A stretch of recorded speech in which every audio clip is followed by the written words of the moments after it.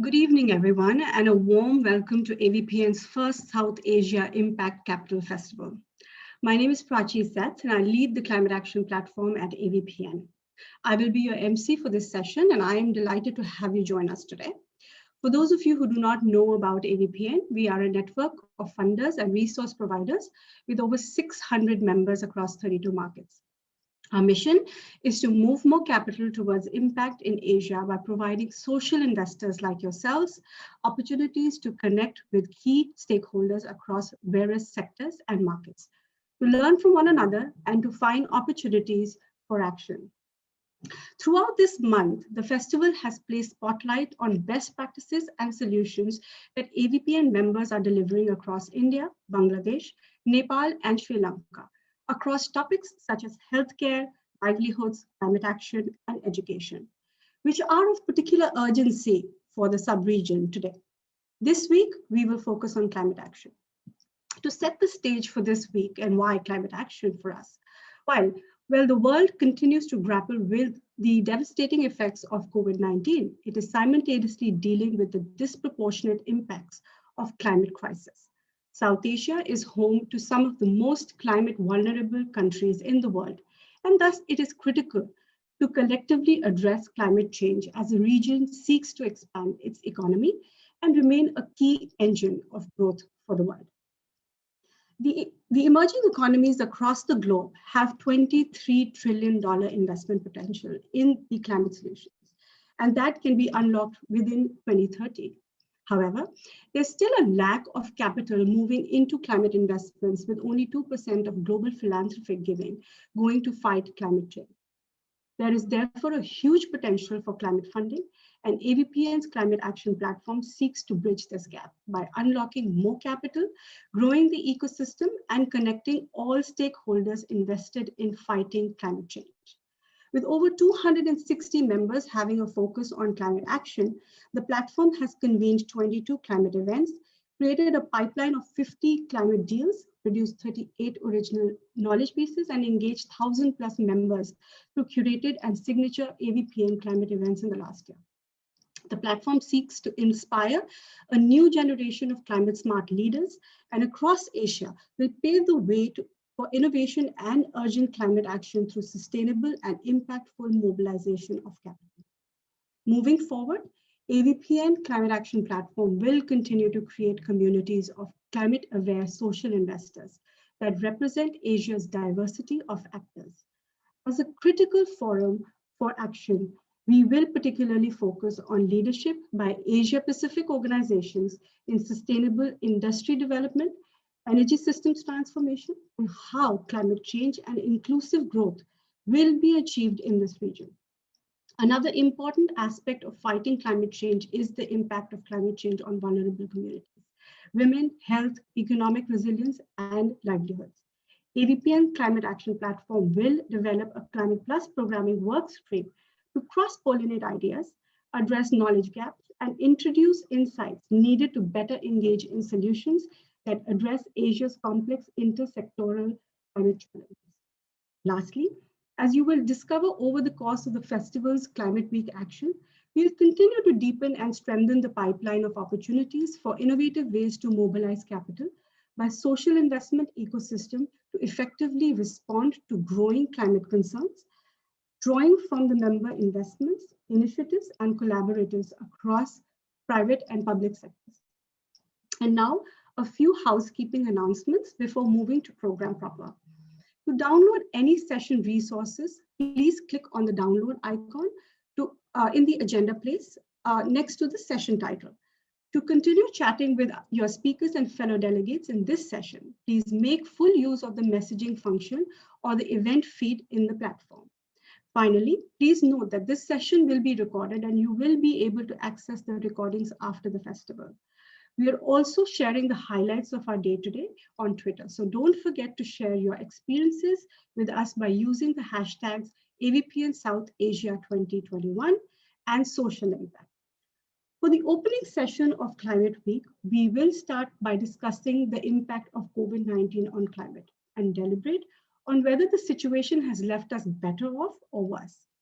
To kick off this fireside chat, I would now like to invite Komal Sahu, Chief of Sustainable Finance at AVPN, who will be moderating this session. Komal, over to you. Thanks, Prachi. I'm delighted to kick off the first session of the Climate Week by inviting our speakers for the day. Shiv Kumar, CEO of the Catalyst Group, and Shirish Sinha, Director Climate, Children's Investment Fund Foundation, India. Hello, Shiv. We're pleased to have you here with us today. Shiv is a social entrepreneur with 30 years of development experience and a founder of the Catalyst Group. Shiv, can you tell us a little bit about the Catalyst Group and your work? Thank you, and hello, everyone. Good to be here. Komal, I thought I got downgraded into a CEO from a co-founder, but that's perfectly fine. I was CEO once. So Catalyst Group is basically a social entrepreneurship platform, and essentially for the last 30 years, we've been working on a range of issues: health, education, water, sanitation, governance, and climate change, and increasingly so in the last one. And our work is essentially people-focused, particularly vulnerable communities that was mentioned in the startup by Prachi.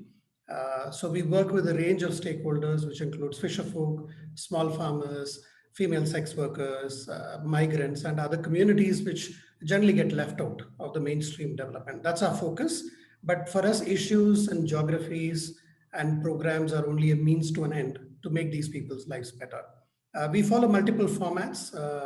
So we have a consulting and an investment firm. We also have a product company, and we have two not-for-profits which work on specific areas, which are our field labs.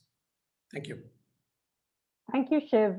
And before I turn to our next speaker, I want to start with a quote from the late Kofi Annan, former Secretary General and to the UN and the Nobel Peace Laureate. He once remarked, "The world is not ours to keep. We hold it in trust for future generations." I understand that is the context within which the Children's Fund operates.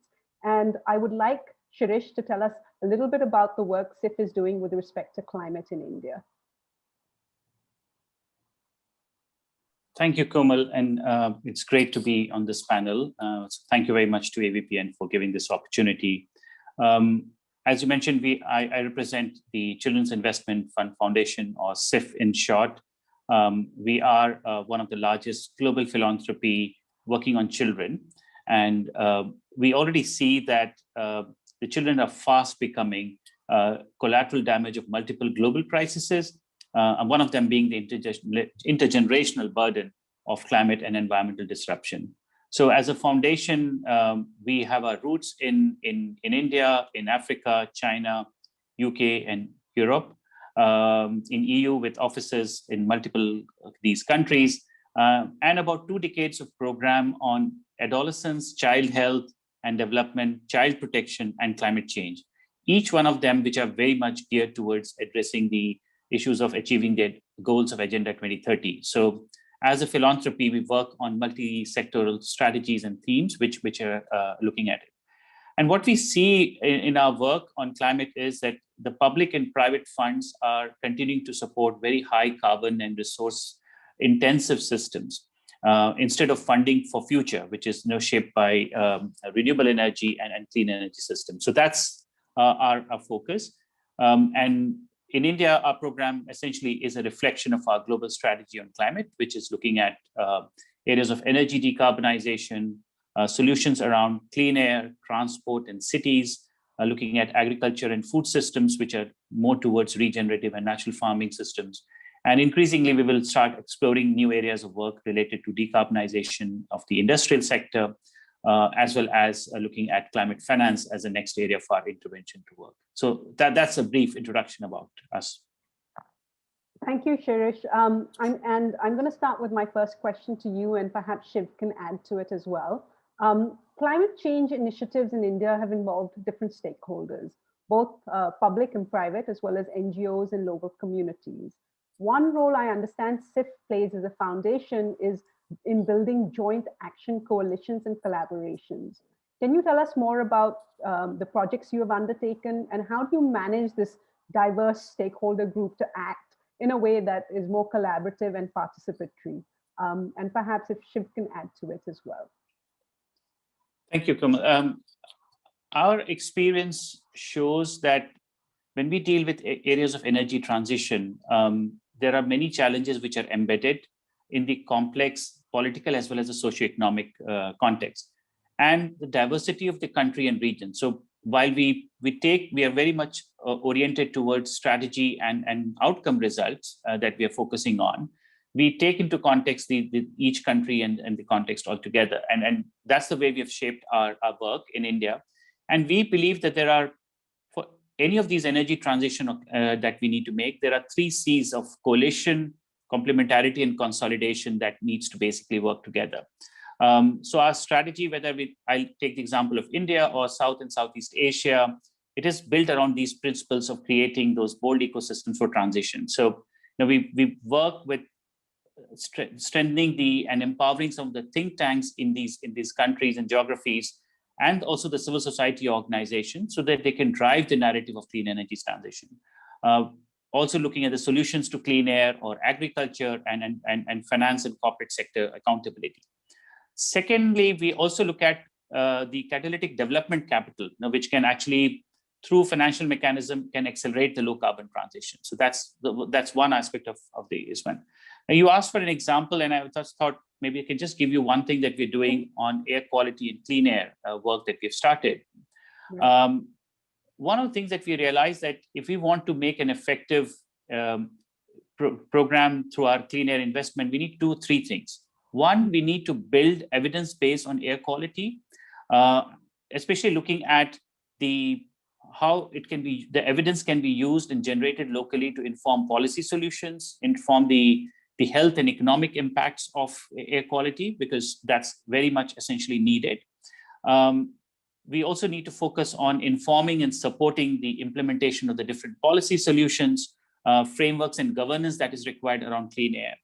And then also creating societal pressure. So to build the narrative around awareness between key stakeholders, whether it is youth, communities, media, and other stakeholders, on what the impacts of air pollution is and what the solution. And what we have tried to do is, for each of these 3 components, bring a set of our partners who, or the technical assistance partner or advocacy partners, who provide their respective sectoral knowledge and in-depth expertise, and bring them all together on a single platform. So there are multiple partners, but each one of them essentially are playing a very, very vital role. And I would just say that, in doing some of this work, putting together, Shiv and his team at the Catalyst Management Service has been very supportive, and have helped us bind these different elements all together. Shiv, if you can perhaps refer to the role that you played as a stakeholder in sort of taking the Children's Foundation role forward and making sure that the outcomes are achieved. Right. I think an area like climate change is complex, and the number of areas what one need to act on is quite a wide spectrum, which Shirish has already outlined.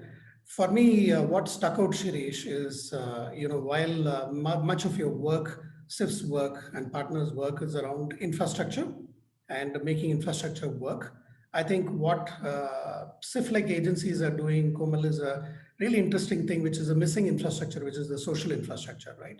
The think tanks, what Shirish you alluded to, is also bringing together of these coalitions, bringing the partners together, because this space can get very fragmented in social development for a number of reasons, right? Collaboratives and partnerships are quite difficult. And I think in a scenario like climate change, it is even more important than any other sector that partners work together, and then you have a whole spectrum of issues, from technical to people issues to financing to technology. And I think bringing it all together does require you to create the social infrastructure too. And that's where the other C, Shirish, which you mentioned in terms of complementarity. India has a very, very ambitious target on climate change and is also a signatory and a very staunch supporter.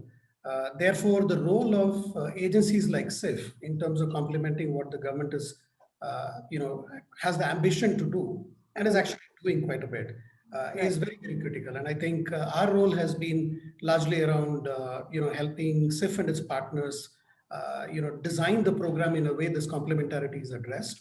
There are multiple moving pieces in terms of what one has to do, and measuring those also become quite difficult. As Shirish will tell you, SIF is an extraordinarily ambitious organization, and I really love that about them. They're pushy in terms of results, and rightfully so, because children can't wait, as Shirish was mentioning.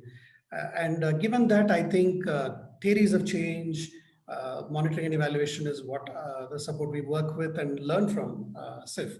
So I want to end by saying, I think Shirish and team's work in bringing partners together, the mission-aligned partners, to make the climate change agenda reality has been extraordinary. I know SIF is very focused, Shirish, on an evidence-based approach in its framework. Given that climate change outcomes are difficult to measure and quantify, how do you use data to evaluate your returns? And is there an ability to improve on this quality of data? And I know CMS has helped you with some of this work. So perhaps if you could give us one or two examples of the types of indicators you've used and how CMS supporting this sort of results-based framework.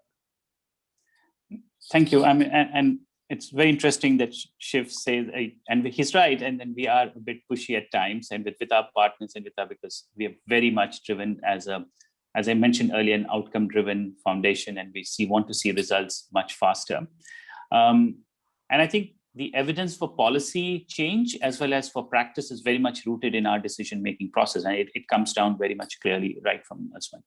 So just two examples I just want to give, and I hope it addresses the question that you're saying.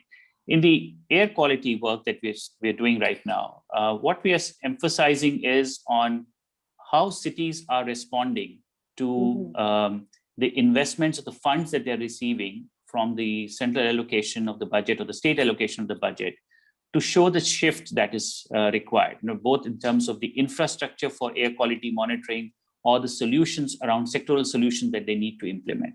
And therefore, what we're trying to do is, with the help of a partner, is to create a tracker on the National Clean Air Program. And it enables us to go by city and look at whether they have used the funds and how the money has been utilized, how well have they progressed over the last few years on their, let's say, PM 2.5, which is the most indicator that is essentially being used to track pollution. And the idea is that over a period of time, this tracker therefore becomes an accountability mechanism to say whether cities are progressing well or not. Because one thing that the government of India has done now recently, or the last year they did in the budget announcement, based on the recommendations from the Finance Commission, was to link the disbursement of grants to cities to make improvements performance-based. So it's a performance-based. So if cities improve their air quality performances by a certain percentage, then they get the next tranche of money. So creating that accountability mechanism becomes very important. Similarly, just to give an example, the second one, in that the work that we are just about starting on natural farming or regenerative agriculture and ecosystem restoration, one of the things that we realized was that while there is macro level evidence to show that regenerative agriculture and practices around ecosystem restoration leads to GHG sequestration or benefits, at the field level, we do not have sufficient evidence to back those change. And therefore, one of the things that we have integrated as part of our work with the partners is that we need to develop an MRV framework at the farmer site level to see whether these practices lead towards increase in soil carbon content, or that it leads to reduction in GHG emission or not. So that's the kind of approach that we are taking to generate more evidence to inform some of the policy change. Now, we say regenerative agriculture, natural farming can also lead to better nutrition outcomes. We don't have field level evidence to essentially to build on that. And that's something which we're trying to do now through this investment, that while GHG reduction we are tracking, we also see whether there's a co-benefit of nutrition outcomes through cropping pattern change, etc., or practices of the kinds of diversification of crops that the farmers would introduce. Right. Komal, if you don't mind, I want to pick on what Shirish was saying. One of the pieces of work we do in our group is Green Foundation, which is an organization which we inherited from an activist, Vanaja, and her passion for 4 decades was exactly, Shirish, what you were mentioning. That is looking at regenerative agriculture But I think one more piece that she added to what you were talking about is about what happens to the soil and water, and what happens to the nutrition content, and as well as the food, the yield, and as well as the quality of the yield. I think Banaja took it one more step in terms of looking at what happens to the food systems ultimately, because that is the ultimate benefit is also there, not only to the environment but also to the people. I think this triple P, what we keep talking about in Catalyst Group, is the people, planet, and prosperity. Mm-hmm. And I think increasingly, if we are not able to connect the dots, I don't think development investments can just address one P at one time. And these interconnectedness is what we were missing quite a bit. And I think it's great that, again, SIF is going to bring out that evidence, Shirish, because every time I wonder about the whole issue of regenerative agriculture is, who cares, who pays and who benefits, right? Mm-hmm. These three are completely misaligned. And I think that's where a lot of hard work is required to align them. Right, right. So Komal, if you can take a minute just to add to the point that Shiv said, one of the things, Shiv, we are also trying to do in this agriculture investment is that what will really motivate farmers? If you don't have access, one of the aspects would be the access to markets. And of course, it's a slightly more debatable subject at this stage in India. But unless there is a clear access to markets for the different, if they make a shift, first of all, to a new set of cropping pattern altogether, it will not become a viable system. So that links to your food system. What the behavior for the consumers, urban consumers, or consumers in general would be to different food system that is there. And that's all part of our global strategy that we have, so food systems and land use change strategy that we have. And we are hoping that the India program, which is the first one to start working on this direction in this SIF portfolio, provides evidence for us to bring this to other geographies, to Africa or to Southeast Asia as a starting point. But agreed completely that we need to look at the larger linkages of the food system altogether. Have you noticed that does India become a test bed? Is it for the rest? Can you take innovations that happen in India to the rest of the markets that you're working with? I would say India provides that diversity of the socioeconomic context, which enables you to test new ideas at times and also work with them to scale. And the potential for scaling up is significantly very large in India itself. So a lot of our investments that what we internally call as proof of concepts are built on exactly this principle that we can start here in India with the potential for scaling up. But we also would have evidence that gets generated, the lessons that get generated, which can be transferred or at least be used to shape some of our new investment in new geographies. So not exactly, I would say West, but to some extent, probably yes, there, but also in other developing country context. Yeah. I think the other way around also happens, isn't it, Shirish? Absolutely. Some technologies get developed in the West. For example, I work with the Natural Resource Institute, which has developed a technology to make bricks out of fly ash. And, yes, it's being used in UK quite extensively, but where is the biggest fly ash producer? It's countries like India, right? And where is it dumped and not really utilized very well? It's us. So I think there is, a two-way innovation definitely possible. But I like your point, Shirish. It's India's diverse context. I think probably added to that is the shortage of capital, right? When you are short of capital, not just jugaad, but you really need to do more with less. Yeah. Right. COVID-19 has clearly demonstrated global crises such as climate events are obviously going to impact some populations more than others. Now, how do we avoid these negative impacts of climate change? And we've talked about clean air. Both of you have talked about clean air, but what about livelihoods? Can you expand on the work that you're doing, Shiv, in this area? And again, how it's impacting in terms of, also you've talked about natural, regenerative agriculture. Again, how does climate impact that? Oh, hugely. I think, as you know, economically, India was not doing very well when COVID hit, right? Yeah. And COVID was a body blow to poor people's livelihoods, particularly those who are living on the edges of poverty, right? And today, if you look at India's growth story, it's by the migrants. whether they're daily laborers or people like us on the call. It's the migrants who built most cities, right? And I think as the economy is picking up, the jobs are picking up, but clearly there's a lot of displacement in terms of requirement of labor. So we do see a kind of a feast and famine existing, and a lot of stress migration in terms of, I think if 350 million people are going to move for jobs, it's probably one of the world's largest migration every year, which happens for work. And I think new jobs are opening up. I think this a beautiful program that we work with our partner LaborNet and the COVID Action Collab is when COVID hit and jobs were less, they created a new cadre of sanitation workers, sanitation entrepreneurs. It very quickly generated jobs and also sanitized the public spaces, right? And we have another, innovation around the pandemic plastic, because Shirish, plastic became a bigger issue during COVID response, all the PPE and the masks and everything. So we were able to generate new jobs in terms of what can be done. But Komal, that's just simply not enough.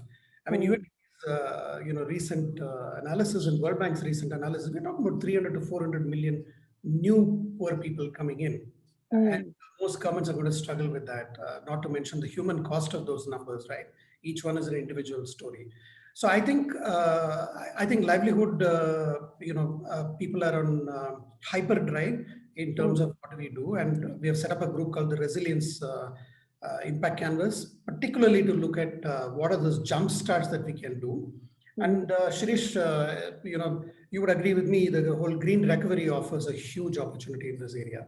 As we recover out of COVID and move towards a more hopefully a cleaner climate, I think there are more new jobs in the green industry which we should capitalize on. But on health, it's another story, Komal, because I think the effect of climate change has been enormous. We are talking about 5% knock on the GDP, and here are the health people claiming at least give us 1% of the GDP in terms of health spending, but we're going to be knocked down by 5%, and this is going to be extraordinarily tough, whether it is on heat-related aspects or many other impacts of climate change, which are going to affect people's health. So one of the things we've been pushing for is its time has come for primary healthcare agenda to include the climate change effects, not treat it as another sector's problem, right? Let the climate wallahs handle it while we continue doing our health work, and let's do maternal health and child health. This is not going to be business as usual. So I think the primary healthcare agenda needs to adopt the climate impact. And Shirish would have seen the Lancet Commission's latest report on the health and climate change. It's scary, to say the least. Shirish, do you think the tailwinds of COVID would have created an impetus, and are you seeing more capital moving in the right direction in terms of building back better?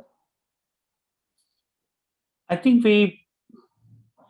not to the level that one was expecting, in terms of the impetus or the stimulus packages, that the way they are getting directed and shaped. There is a difference between, and I think the difference is that when the 2008 financial crisis and the current crisis, which is also an economic crisis, it's health crisis, economic crisis. The difference between that situation of 2008 and now, that there are much more shovel-ready projects, whether it is in the energy efficiency, renewable energy is a much more mature technology. So we saw in India throughout the 2020, when the pandemic was ongoing, the lockdown was there, the share of renewable energy, for example, never declined in the energy mix, because it had the favorable status for must run.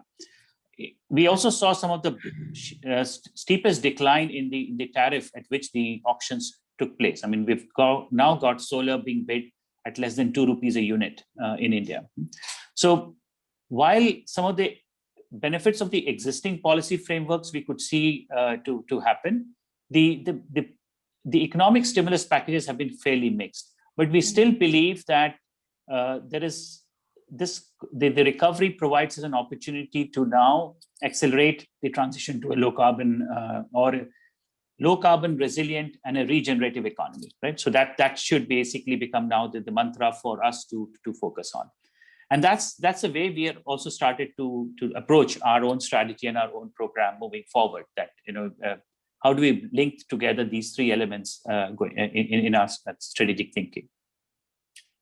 In terms of Government of India's sort of commitments to net zero, and in term, I know they have some commitments with respect to 2030 when it comes to looking at energy transition. What are you seeing with respect to that? Well, one of the things that we see last few months, the Asian countries have been taking lead in announcing the net zero. Obviously, EU has a huge target and a goal, but the other China, Japan, South Korea have taken a 2050 or 2060 commitment. Net zeros are easy, looks simple and easy to announce and to look at. India's approach, and to a large extent, a lot of us think is the right approach, is to focus more on the short-term goal of a 2030 vision. Mm-hmm.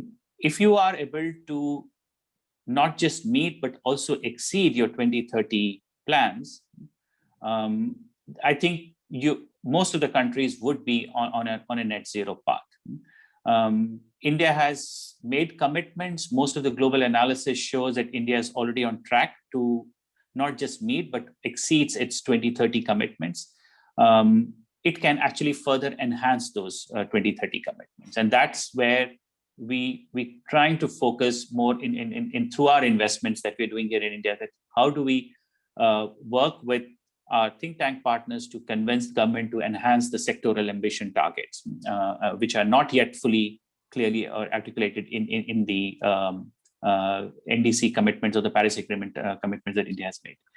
And I think three things would become very critical for that. One would be phasing out technologies and processes which are of past. These are really related to coal power or industrial processes that we are really doing, and replace them by clean energy transition.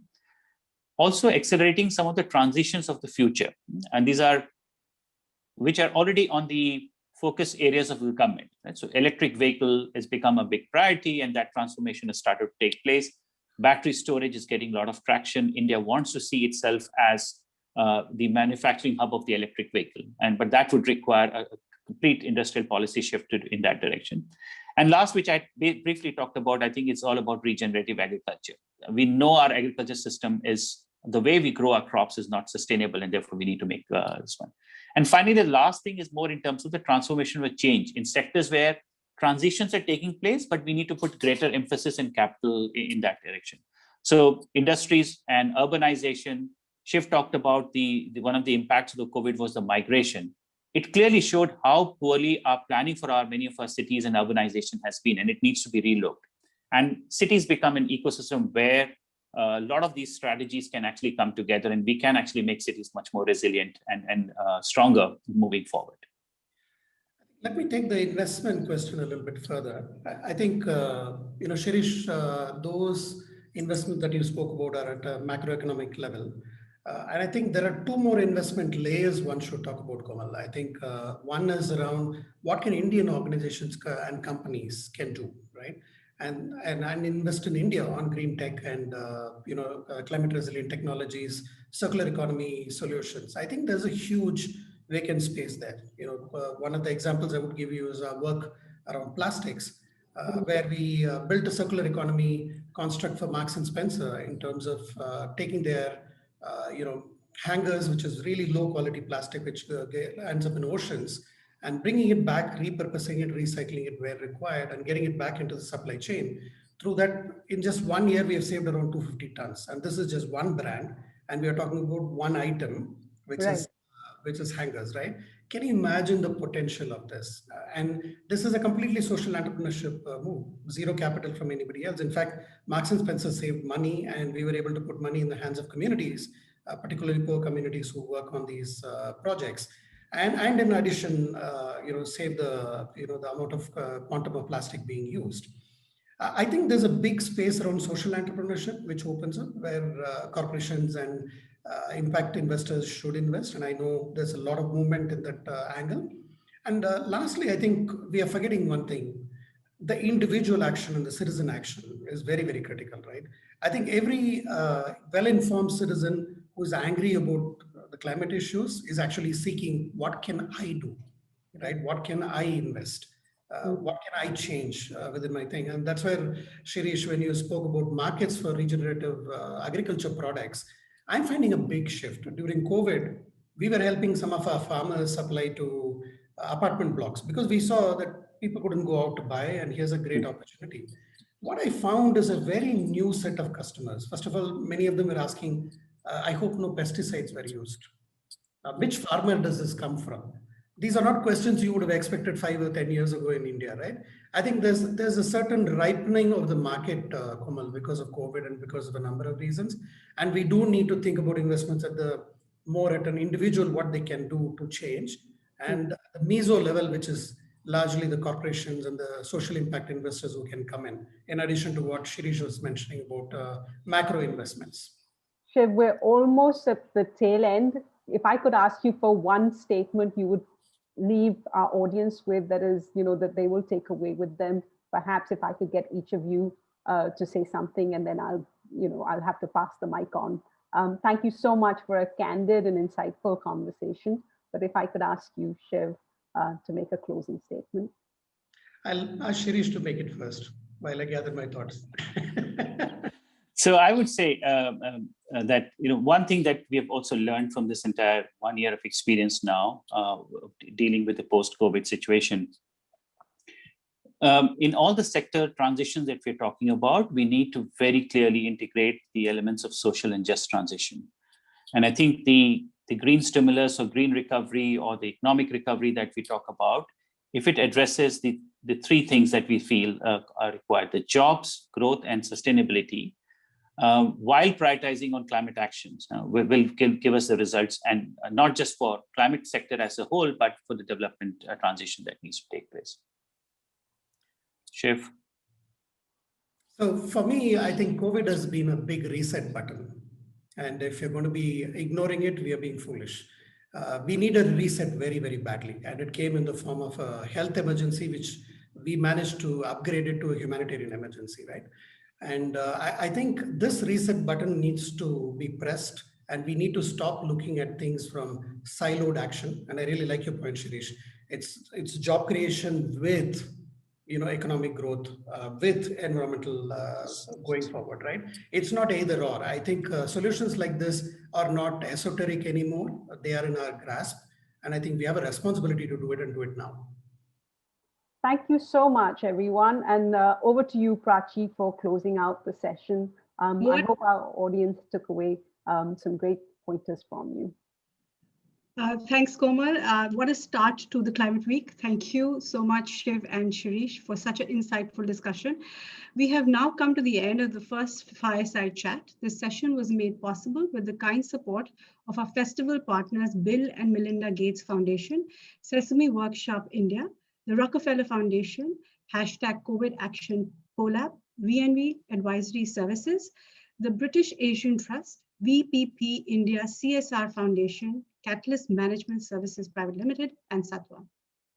To continue chatting with your speakers and fellow delegates in this session, please make sure that you use the messaging and meeting function of our festival platform. Do share the highlights of this session on the social media as well, on #AVPN South Asia 2021 and social impact. Up next, the session on leveraging private sector climate finance will be starting at 4:45 p.m. IST. Thank you, and please enjoy the rest of the festival.